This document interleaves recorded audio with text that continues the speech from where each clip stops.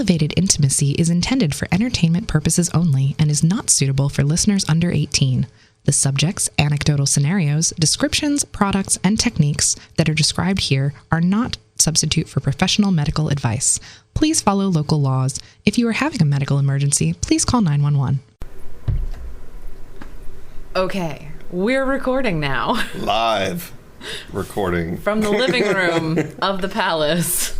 Yes, we're in the palace. We are. It is not a studio. No. There's a difference between the day bed and the fucking bed. A very subtle but important distinction. Although we do occasionally fuck on the day bed. And spend the day on the fucking bed? Yes, both of those things happen. But there's a distinction to be made. Nuance matters. Context. It's right? important. Gotta have it.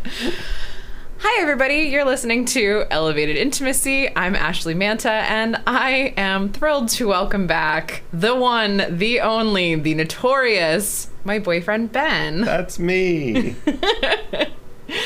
And we just had a really fantastic weekend in LA. It was 7/10, and we were celebrating Concentrates Day at a couple of different parties. The Mary Jane and Top Tree party, and then the Hazy LA Amuse party, and they were both within walking distance of each other, which was very convenient. And we smoked a lot of weed, ate a lot of delicious things, and then stayed in a hotel in North Hollywood where we got some crazy awesome Lobster mac and cheese at this Polynesian sushi place that was attached to the hotel, totally unexpectedly.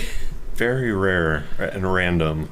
And it wasn't like the Dave & Buster's lobster mac and cheese. It wasn't adult mac and cheese. It was that 10 times better. It was, you said, the best. That was the best mac and cheese. And like, even without the lobster, that was the best mac and cheese I've ever had. That's saying something. And it was a full lobster tail. Yeah.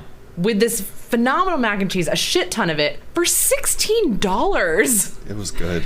It was really good. And we were a little stoned, and and that also made it really good. Oh my God, it was spectacular. So as we were driving around in the city, I mentioned that it might be fun to do a podcast episode, and Ben, understandably, was like, okay, but on what?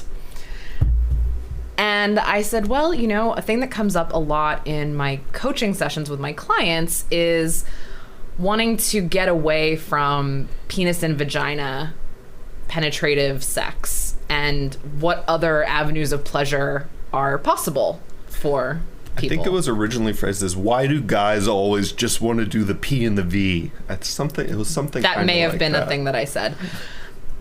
Given that most of my clients are cisgender and heterosexual. So, and I see that a lot. Not all, by any means. I know some of my clients are listening to this. No, not you. But others, others really struggle to think outside the box, literally and figuratively. The box, get it? Yeah, I said box. Box. And since you and I have really spectacular sex, it's kind of one of the things that we're known for. It's definitely one of the things that you're known for among your fan base. I thought it might be helpful to have a cis-het guy's perspective on why it is valuable to explore pleasure outside of just penis and vagina. What's in it for you, and what does that look like? It turned into interesting topics that, like, as we were driving around in the car getting brunch and like doing all these things, Ash kept asking, like, well, what about that? I'm like, no, we can't talk about this because then I'll go into it, and then I'm gonna like spill all of this wisdom, and we're not gonna record it. He really wanted to save it all for you, so this is the fresh stuff. Yeah, this is the raw, unfiltered. Fresh. Yes. The virgin pressing. Yes. No, that's not. No. For some reason my mind first went to, well, this kind of gets into men's pleasure. And like, Ash was asking me, like, or wanted to start talking about, like, why is it that guys focus on that? Mm-hmm. And you know as well as I do the details of that. I have my own history, my own issues around my pleasure, the person I'm with, whether they're in pleasure or not, and my ego is totally involved in that. Like, part of my identity of being a great lover and like pleasing other people comes up, which is usually comes up in more like that's more of a women's thing, is being the pleasing one. And for me, that's been my role in stuff that I've worked on in life. So not the caveats and the asterisks in this conversation end up being more like I'm not like most guys that way. Right. That's why I wanted your perspective, because you're not like most guys that way. So I'm trying to like turn it into, okay, well, how are most guys in this? And it's, oh, I can get her off in like 3 minutes, or like, oh, I will blow your mind. I'm going to make you squirt all over the place. Right. And in that, there's a lot of ego involved. The question, one of the things that's missing though is like, what is a man's version of pleasure and role of pleasure in all of this?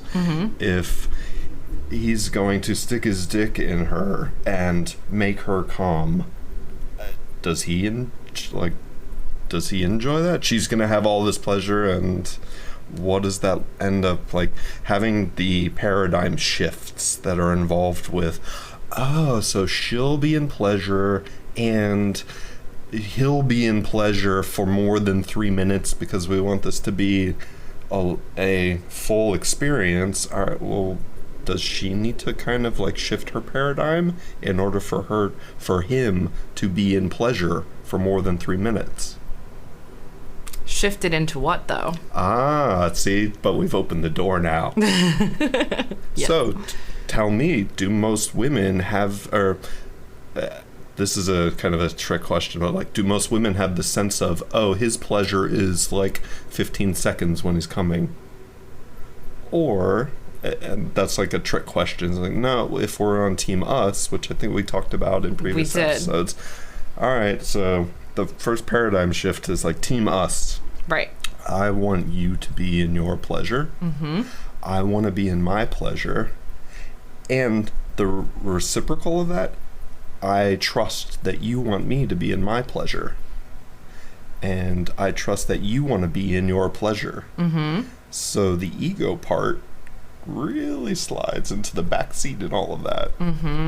Right? It's no longer, I'm going to make you squirt. It's more, I'm going to help you and support you in your pleasure. Yes. So I need to track you in your pleasure. Yes. And my pleasure has a place in this. Yes.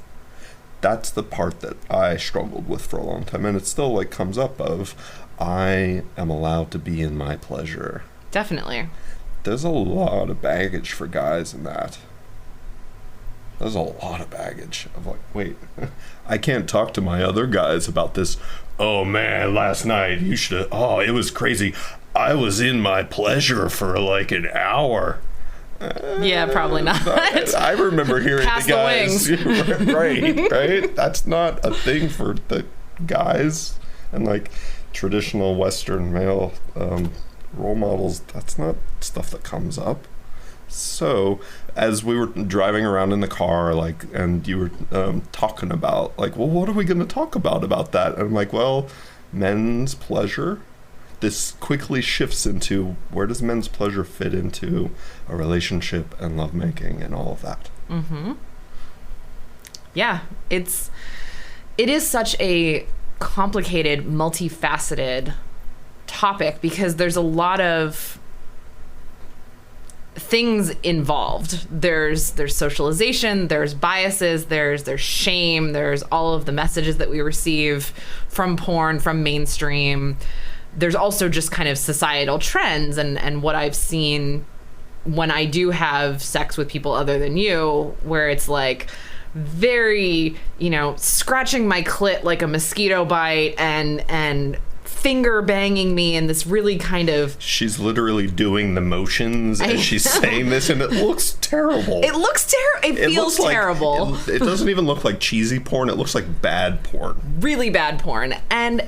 this in and out thing that I see with finger banging, typically the fingers are facing up. Sometimes they'll curl them to try to hit the G spot on the way out, but it's still a hit. It's a very violent motion, and for the most part, it's just mimicking penile penetration. Like, I think for a lot of heterosexual cishet guys, penetration is, or blowjobs are kind of like the holy grail of pleasure, or anal. Anal is like the other holy grail, but that's a different thing. But like this, it's a really specific motion of in and out, and that's the jam. That's how you get off. That's typically how you jerk off. Like, you go up and down. And up and down for most women / people with vulvas is not the way. And so when you meet guys who are in their ego, but also in their, like, I'm mostly interested in you as a vehicle for my pleasure. I'm going to use you to jack myself off. Exactly. I'm going to use you to jack myself off. And so when I go to quote unquote pleasure you, I do the exact same things, because that's like the extent of my pleasure palette. Mm-hmm. In and out, that's all I got. And so one of the things that I loved instantly about you the night we met at a play party 6 years ago was you gave me this baller pussy massage that was so multifaceted and intentional. And like, can you tell me about how you really nailed that skill set? All right, I did not learn that in high school sex ed. You did not? I did not learn that from talking to guys in a locker room, or like doing guy talk with guys over wings.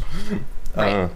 That was from like tantra and workshops and spending time with people who were into embodiment, and like shifting it from sex is P and V to a much larger, he said, palette. And yes, like that, expanding that out. Mm-hmm. So like getting in touch with, getting grounded in, there's all kinds of different avenues to pleasure. And like our bodies are designed for not just P and V. Mm-hmm. There's like, which gets into all kinds of fun things to talk about. But before we get there, okay, pussy massage specifically, yes. Talk to me about the techniques. Talk to me about like how is your pussy massage different? Okay.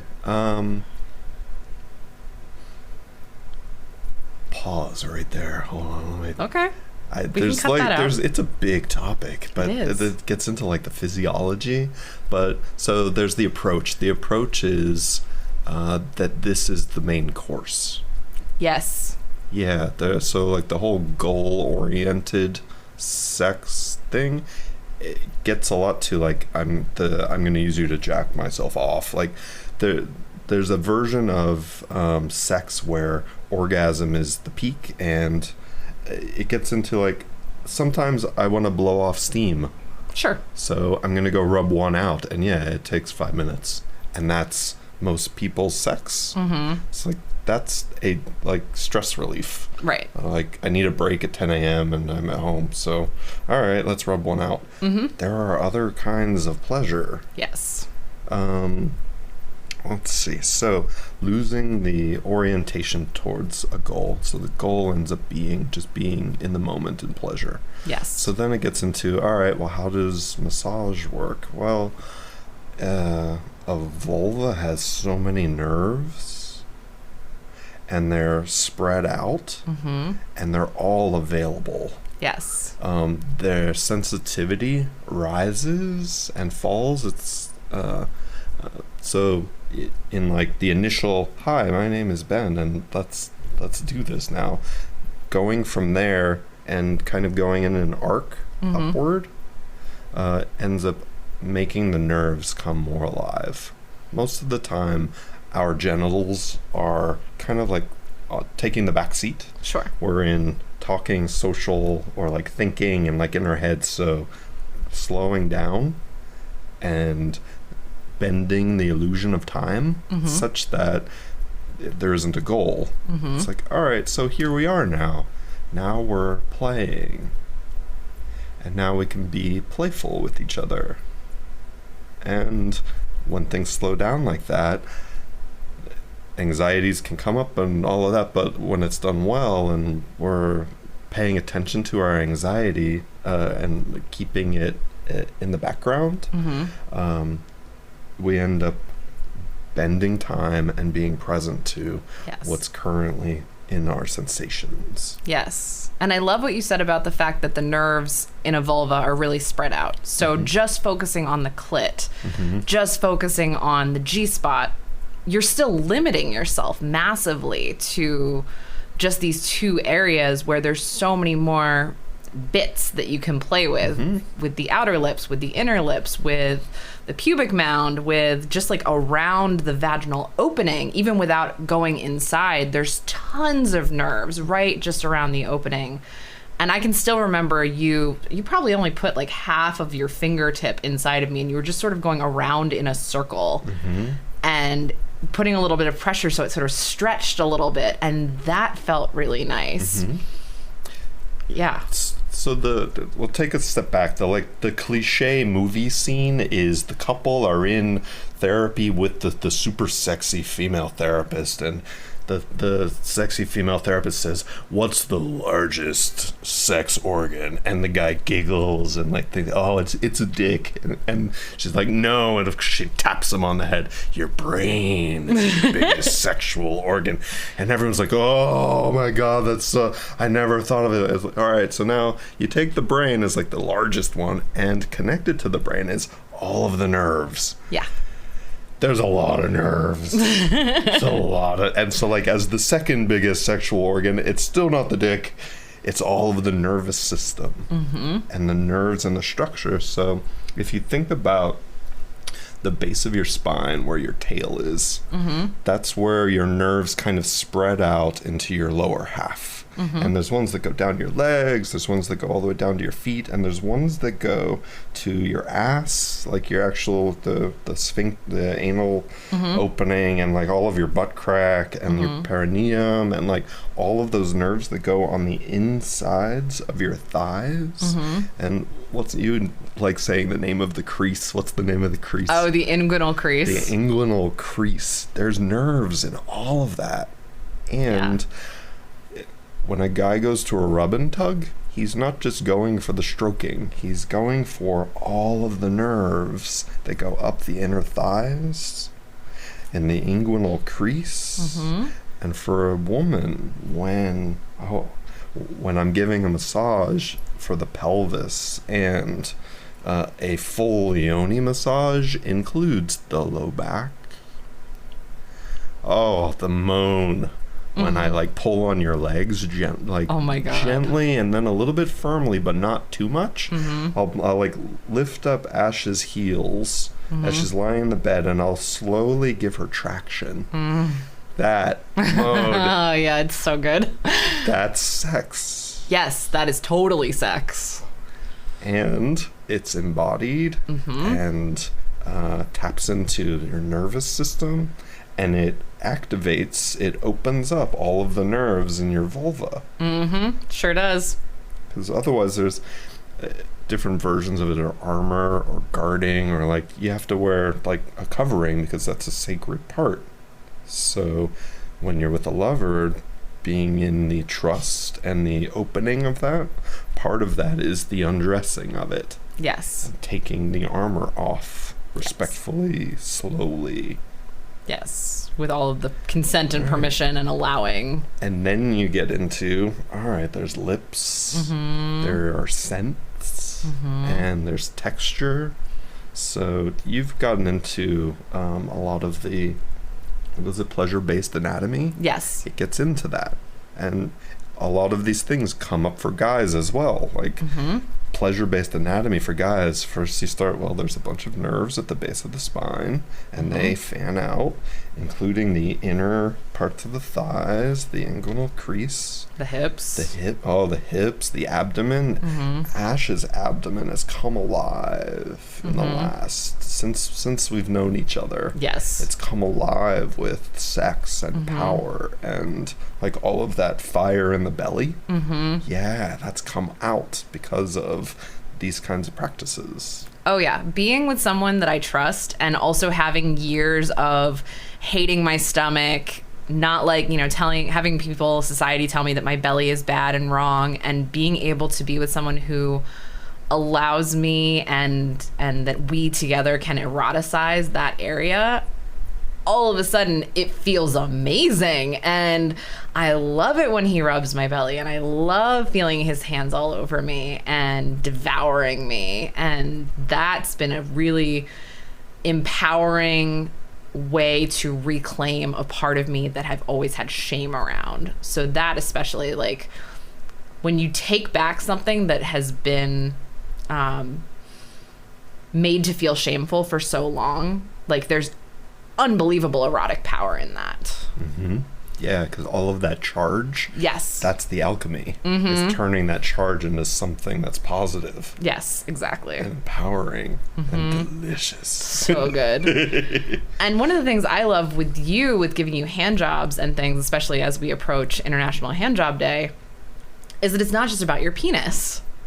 It's about your pubic mound. It's about your inguinal crease. It's about getting my fingers and my palms behind your balls and like pushing into your perineum and squeezing with my thumb and my forefinger, like as I'm doing that pushing and stroking the root of your cock. And sometimes I don't have any hands on your penis at all. It'll be one hand's behind your balls, one hand's like stroking your balls, or one hand's like running over your abdomen or up your inner thighs. And so like thinking outside of just the raw materials of the genitals, I think, is really a crucial piece.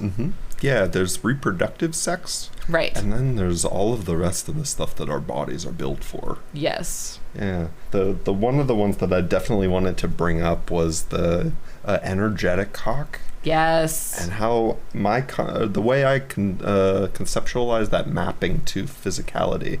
Because there's... so how do you describe an energetic cock? I describe it as the sensation of wanting to penetrate the world with your soul. And you take that and you focus it into imagining a shaft of energy that can come out of anywhere. It can come out of your heart, it can come out of your palms, it can come out of your forehead, it can come out of your pelvis. You can have multiples of them, but like just taking that energy and focusing it into a form and then using that form to experience pleasure that is outward, thrusting. Yes, exactly. Penetrating even. So there's like what I imagine a feminine version of the energetic vulva is the things that go into humping a jet on a hot tub. And it's like, oh, it feels good, and you're rocking your hips and you're like feeling it, and it's like all of the tingle, the sensation. The energetic cock version of that would be if you're moving a couch with your hips. You're getting low. So if you try and move a couch with your arms, it's all upper body strength and you're like pushing down. But if you're moving it with your hips, it moves easier because you're like lower center of gravity.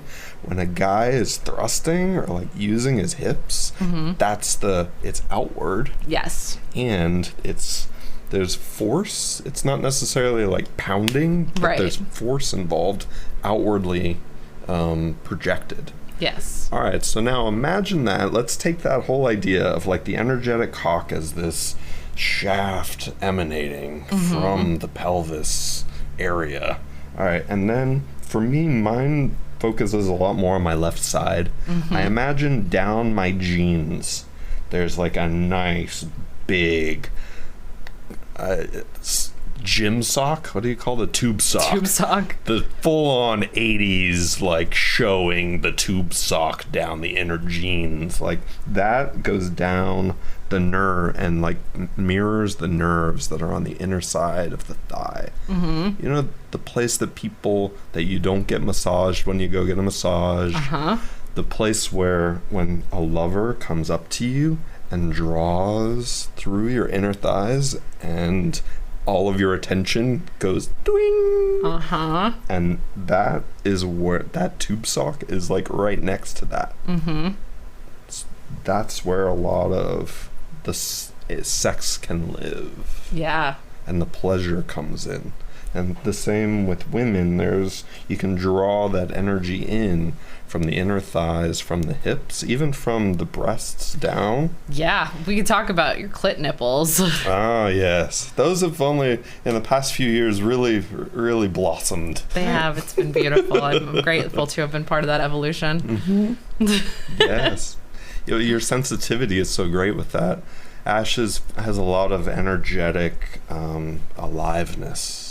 And it comes through in the palms of her hands and and fingers. Oh, tell me about it.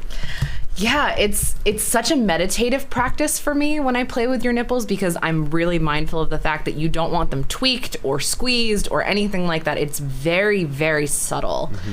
And to focus on being that subtle, you really have to be like right there.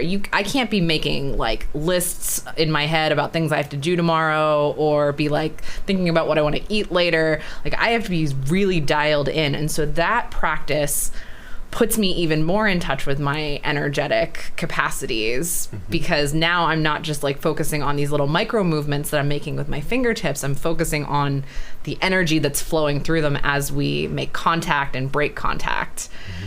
And so it's just such a beautiful, and watching you respond, because I'm also, in addition to being very attentive to where my fingers are and how I'm moving, I'm very attuned to how you're responding, and then I tweak accordingly. So if I move a little bit, or if I change the pressure slightly and you respond in a really engaged, positive way, like your body shudders or your eyes roll back, or you kind of have that sharp intake of breath, I'm like, ooh, okay, I'm on the right track. And also, you know, we talk throughout, but sometimes you like to kind of be in your body and not doing a lot of talking when you're receiving, and that's cool. So I get to really, really pay attention to like, okay, if I do this, oh, okay, he responds like that. So I'm going to do a little bit of that and then back off a little bit and let him breathe and then bring up the intensity. And so I'm constantly like vacillating the intensity, the speed, the pressure, and the energetics, and just like, it's really kind of creating a symphony of sensation.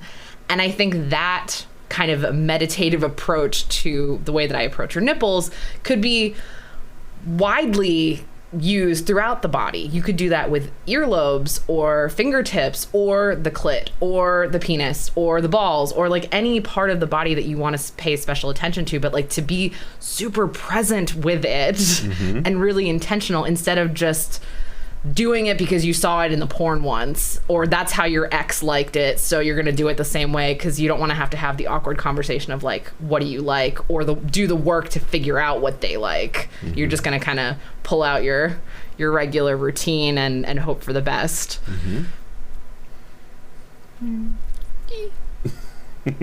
We do it better. It's fun. It's fun. It is. I love our sex. I made a t-shirt that says I'd rather be fucking, and that was not always true in my life until I met you. And now I'm like, you know, anything I'm doing on any given day. We left the party, the 1-7-10 party we went to yesterday. We weren't there for very long. I think probably like, 45 minutes or so. And my bestie Alice Moon had just arrived not 10 minutes before, and Ben kind of gave me the look, and I was like, all right guys, we're gonna head out. And everybody was kind of like, really, already? It's only, you know, whatever, 7-something o'clock. And I was like, yeah, we have to go have sex. And not a single person blinked, I'm so grateful for my professional reputation that like that's just who I am, and that's a thing that I would say at a party. But like they were like, oh yeah, that's on brand for you. I'm like, no, totally tracks. That's real. And we did. We went back to the hotel, and it was like, all right, time to get naked.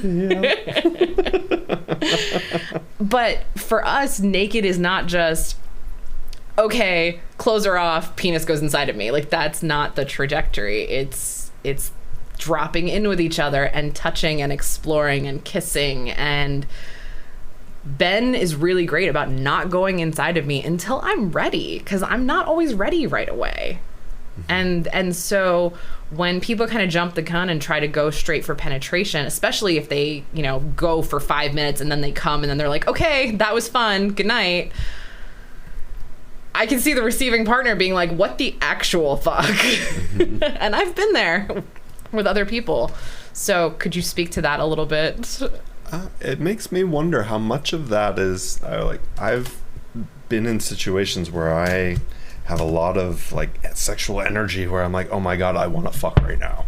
And it's like, all right, there's chemistry with someone, there's all of this, all the anxiety that comes into that. It's like, oh my God, I just want to fuck right now. And it's a way of expelling that anxiety and burning off the energies. And then there's the cliche of, and then I roll over and go to sleep, because now all of the anxiety has been soothed and all of the endorphins are rushing and relaxing and all of that.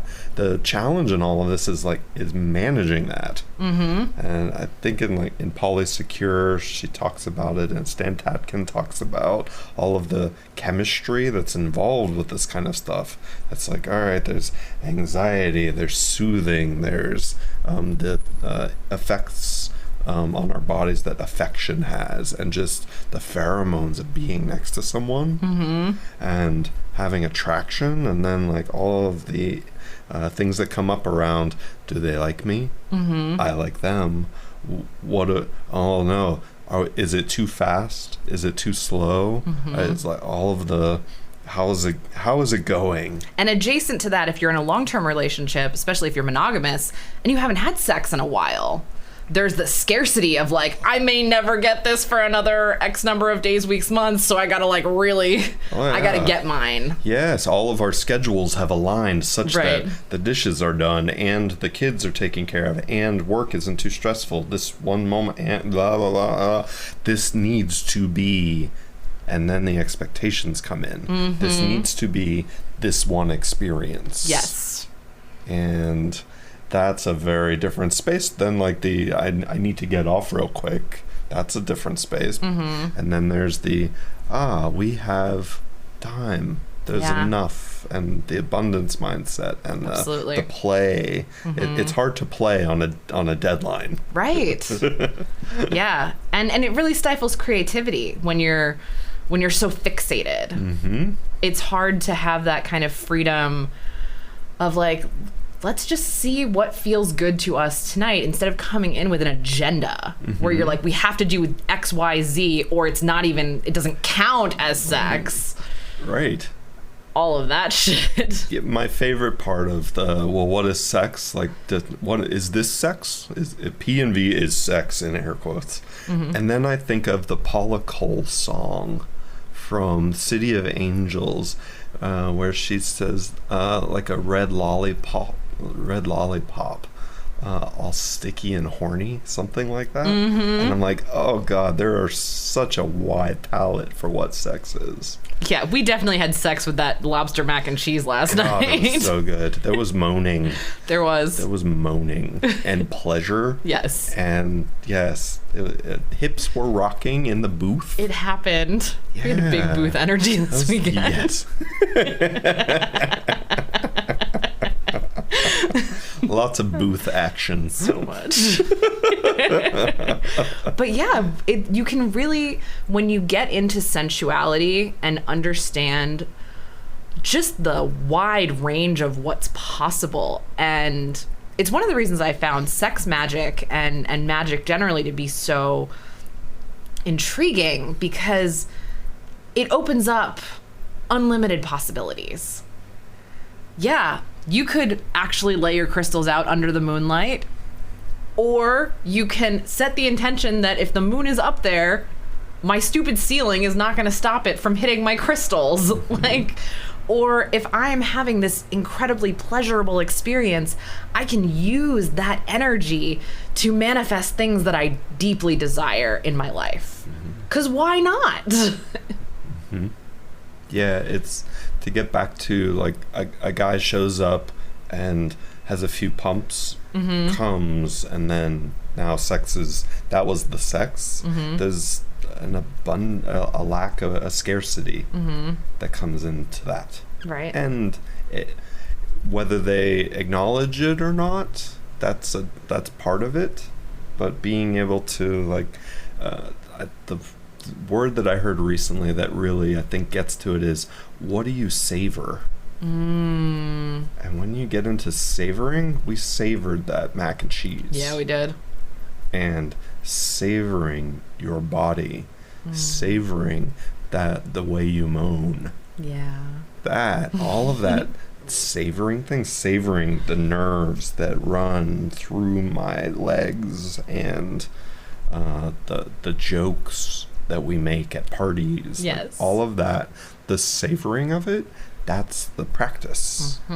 And that's something that takes more than 5 minutes. Totally. It takes a moment, and a moment can be a flash or it can be an hour. Yes. So I still run into a lot of like fixation on penis and vagina, wherein guys, especially cishet guys, are like, if I'm not having penis and vagina sex, then it's not really sex, and like I'm being denied something that I want. Like if you have a partner, let's say, who has pain with penetration, so you physically can't have penetrative sex. And, you know, Mr. Guy over here is saying like his arms are kind of crossed and he's like, this sucks. I can't have sex with my partner. I want to have sex with my partner. Right. Like, how do you help them kind of start to understand that that's not all there is? And like, yes, you can enjoy that particular sensation, but that doesn't have to be the only way that you have erotic pleasure or deep connection and intimacy with your partner.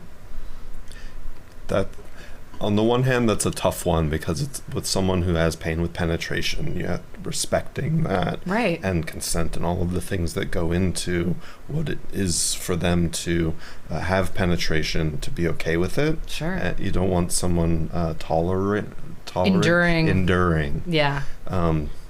That doesn't lead to creativity and to savoring and whatnot. Right. So that part, that's hard. There's you probably have more things to share about that. Moving into, for me, I need penetration sometimes. Not every time, not all of the time. Sex for me is a wide, has a wide spectrum and range, and that's on it. Yeah. I like that. I enjoy it, and getting into all of the other things, it turns into freeing yourself up from the expectations and realizing that there's a lot more pleasure out there. Like, if you get into energetics, God, you've seen me have orgasms and you can't tell, or it's sometimes you say, is that better than a like a ejaculatory orgasm? I'm like, it's not better, it's different, and it's awesome. And when he says I can't tell, what I mean is I can't tell whether or not he just ejaculated. Like, it is all of the violent convulsions and like the and the eyes and the breath and everything, and it feels to me exactly the same as when he's ejaculating. And so I have to be like, do we blast off? Was there squish, or is this an energetic? Like, I sometimes really can't quite tell the difference. And so I get curious, like, what feels better? Or is there a better? Or is it just different? And do you have a preference? How many energetic orgasms can you have before you ejaculate or without ejaculating? Because I know a lot of cishet guys are like, what do you mean you can have multiple orgasms without ejaculating? What is this fucking sorcery? Like, and the thing that it gets to actually fairly quickly is, and in that situation where a guy is and their partner, they're not able to, or penetration hurts, is it actually turns into a big vulnerability and intimacy challenge. Yeah. What is it like being a guy and being in your pleasure while someone else can actually see you? Yeah. All right, so let's go back to the model of I'm going to make you squirt. Mm-hmm. You don't have to see me at all because you're going to be, and I'm going to be there doing it to you. Mm-hmm. I am completely, mostly invisible to you. You're off in ecstasy and pleasure. Mm-hmm. All right, now let's flip the script around. I'm going to be in my pleasure, and I want you to be in your pleasure too, but also if you want to help me with my pleasure, oh my God, you may have to actually see me in my pleasure. Mm-hmm. And like that's very confronting for a lot of people. For sure, especially because blowjobs, which would be the next closest thing, your mouth is full and your attention is otherwhere. Like, yes. You're not really watching your partner while you're giving a blowjob, which is one of the reasons I don't like them. I don't feel connected with my partner when I feel like I'm doing a thing. You can kind of like make the eye contact. There's ways of doing it's it, challenging, and your head's going up and down. Right, you kind of crick your neck. And you don't get you get a... I enjoy blowjobs a lot more when they're not looking at me, even though I can still feel very connected to them and vulnerable. Sure. Or like in my pleasure. Yeah. Totally. But that's why I like hand jobs better, because I feel more able to witness you in your pleasure from that perspective. Mm-hmm. But yeah, I get it would be kind of like when you're doing penetration, if you're doing like standard missionary style, your faces are next to each other. They're not necessarily looking at each other, and most people struggle with eye contact during sex, like kind of full stop. Mm-hmm. And so that could be like, if you're jerking off in front of your partner, or if you're using a fleshlight or a toy of some sort. Very confronting. It's very confronting. Like that's one of the, like in the sex books they say, well, here's an intimacy exercise. Be with your partner and masturbate and have them with you. Not necessarily helping, but like being present to you and tracking with you and witnessing you in your pleasure. And yeah, they'll be paying attention to how you enjoy your pleasure. Like, oh, he puts his hand here. Oh, he strokes like that. Mm-hmm. That's like the technical parts, and it's helpful. Oh, that's all interesting. But also, wait, I've been practicing, what has it been? 28 years masturbating mostly alone. Having someone else there with me when I have this like stress relief. Mm-hmm. Oh man. This whole like a guy being visible while he's having sex comes through in so many places, and it's like ingrained in the paradigm. All right, what does porn look like? It's if you see the penetration, it's just his dick. Mm-hmm. The rest is her. Mm-hmm. And the only part you get of him is yeah. Oh, do I have to see the guy? Right. Oh, in the movie, in the TV show, they did a full frontal. Isn't that like edgy, and like, and everyone in the crowd goes right, because like a guy's sexuality, it's challenging to be witnessed in that. Yeah, I'm not talking to, or this is a delicate thing, and I want to be very like careful about this, because men's sexuality is very much the focus of a lot of things, and they think of like Viagra and all of the Western medical industry's support for men and their sexuality. Mm-hmm. It's women don't get as much support in that, right? So I want to acknowledge that, and this other part of it, there's a lot of the emotional feeling part of men's sexuality that doesn't get addressed by the Western medical industrial complex. Absolutely. I think if I were going to paint with broad strokes, again, asterisk to, we're mostly talking about cisgender heterosexuality here, it's very much fixated on the penis and ejaculation. That's sort of the long and the short of, pun intended, of can I get men's hard? Sexuality. Can you get hard? Can you get off? How long do you last? Yeah, in order to be a man, because there's the ego right there. Right. Can you get your dick sucked? Can you fuck a hole? Yeah. Like, those are the focal points of male sexuality in the mainstream. It's not a lot about nipple play.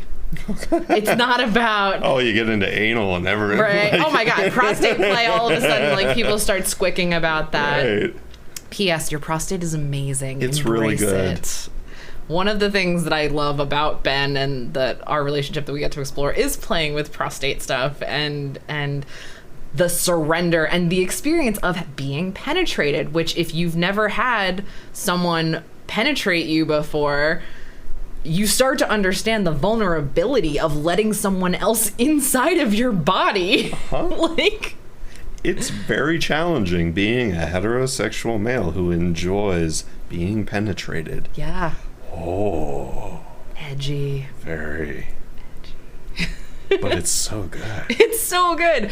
And so, like, I have empathy for cishet men who get very much pigeonholed into this really limiting, very narrow scope of what their sexuality is allowed to look like. And so I don't necessarily blame them for being the way they are and showing up the way that they typically do, you know, in casual encounters or even sometimes in long-term relationships. But I do hold them responsible for being able to recognize it and starting to work to unlearn those things. Totally. And you have, you know, you're a 41-year-old man, not quite, almost. Sorry. 40-year-old man who can have multiple orgasms, is an amazing lover who, like, women clamor over at play parties. Like, you give a killer pussy massage, you are really into your energetic body and are willing to, like, the things that make you a spectacular lover are things that you had to learn on your own and took you years to learn. Mm-hmm. Yes. So props, kudos. I'm really making up for lost time, you see. Right? So many years of mediocre sex. Oh, man. Oh, the shame. Yeah. So much shame. So much. I had fucking horrible mediocre sex for most of my 20s, pretty much until I met you. Mm-hmm. And it's interesting to be making up for lost time and to know people who find this sort of stuff in their 50s and their 60s and I never knew it could be like that. And I'm like, yeah, my early 30s learning, and I've still felt like I had to make up for so much lost time. Yeah, it's never too late to learn any of this. I definitely want to put that message, like, very clearly. I don't care if you are listening to this and you're in your 20s, 30s, 40s, 50s, 60s, 70s, or 80s, even 90s. Hello, 90-year-old person who's listening to this, but, like, you can always try something new. You can always inquire and explore a new paradigm. Mm-hmm. So just know, like, be empowered, hear this and be like, ooh, I want to try some stuff. Mm-hmm. And if you're super curious about it, come to our retreat in Jamaica in October for our couples retreat, because that's what we're going to be teaching. We have fucking amazing sex. We want you to have great, amazing sex, and also a really healthy, functional, communicative, conflict, resilient relationship. Yeah, yes. Totally. Yeah, and what better place to do that than in Jamaica with weed at a resort? Yeah, so if you're curious about that, check out coralcovewellness.com. There will also there's links. If you follow me on Instagram at Canasexual, you can find out more information. There's also a link on my website. Ben doesn't exist in the social media universe. Sorry. I'm still inconspicuous there. He is, but at least you know his name now. This is B. B is Ben. I am B. Somebody thought that B stood for, what was it, Biggie?